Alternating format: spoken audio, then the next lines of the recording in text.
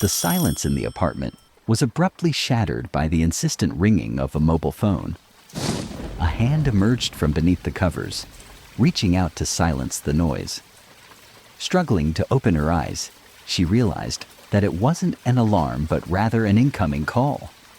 The sound grew increasingly louder, and finally, she, rubbing her eyes, started to fumble around the bedside table in search of her phone. "Hello?" she mumbled, attempting to shake off the lingering traces of sleep. "Hi, how are you?" came a familiar voice. A pause enveloped the conversation, akin to an awkward silence between old friends who hadn't spoken in a long while. "I suddenly felt the urge to hear your voice, especially when you've just woken up." "Sorry, I couldn't help myself," he added, a note of tenderness lacing his tone. "Is that all you wanted to say?" she asked, unable to conceal her bewilderment. "It's raining outside. Is that it?"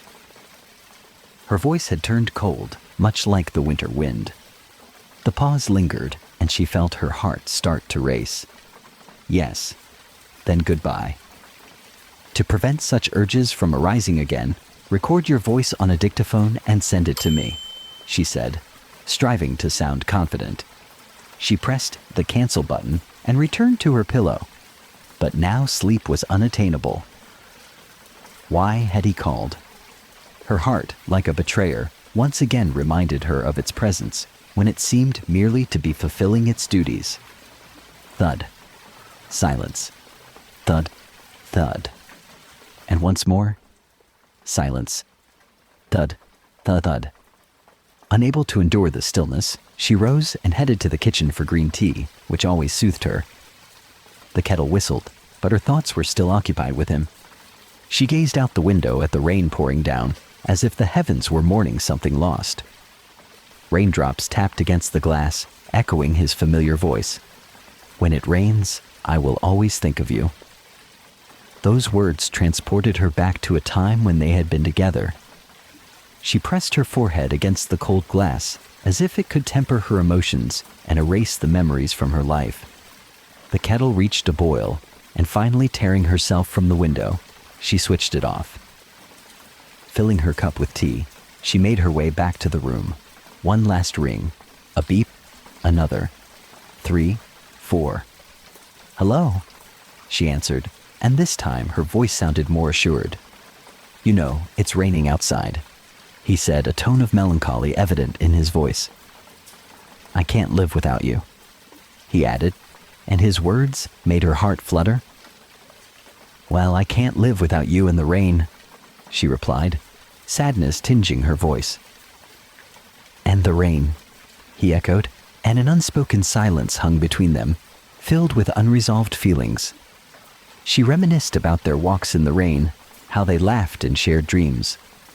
Those moments were so vivid that it felt as if they would never fade, but time had passed and life had separated them.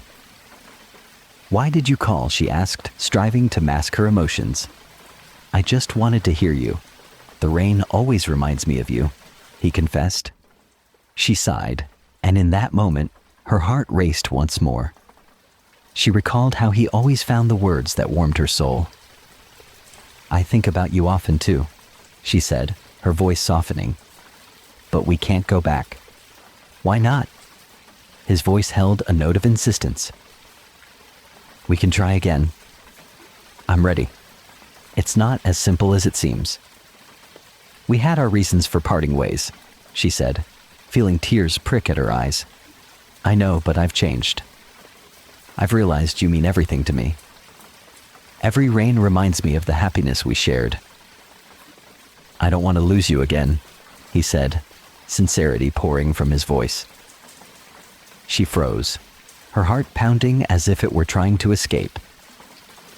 Memories of their shared moments in the rain, of laughter and dreams, crashed over her like waves on the shore. "I miss those times too," she finally said, her voice barely above a whisper. "But the fear of losing you again is overwhelming." "Fear shouldn't govern our lives," he replied. "Let's just meet and talk." She pondered that, how she longed to return to those simpler times. But reality was different, and memories of the past refused to let her go. "All right," she answered, feeling her heartbeat quicken. "Let's meet.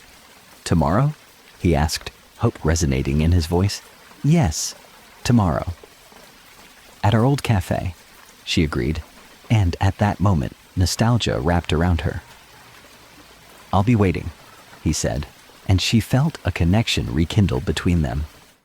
The next day, she arrived at the cafe a bit earlier than intended, her heart racing with anticipation, unable to shake the thoughts of how much had changed.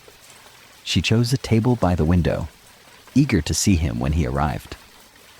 Time dragged on slowly, each sound from the door making her heart race even faster. Finally, she spotted him. He entered, and in that moment, the world around them seemed to freeze. He looked just as she remembered, with a gentle smile and kind eyes that could always understand her. "Hi," he said, approaching her table. "Hi," she replied, feeling a wave of emotions surge within her. They sat down, and an awkward silence filled the air. Both of them struggled to find the right words to break the ice. At last, he spoke first. "I've missed you," he confessed, sincerity evident in his voice. "I've missed you too," she said, tenderness coloring her tone. Their conversation began with small talk about how the last few months had unfolded, their lives, and what had changed. Gradually, it deepened, and they began to share their feelings and experiences. "I understand that we've had difficult times," he said, "but I'm willing to work on myself and on our relationship." "So am I," she replied, "but we need to be honest with each other."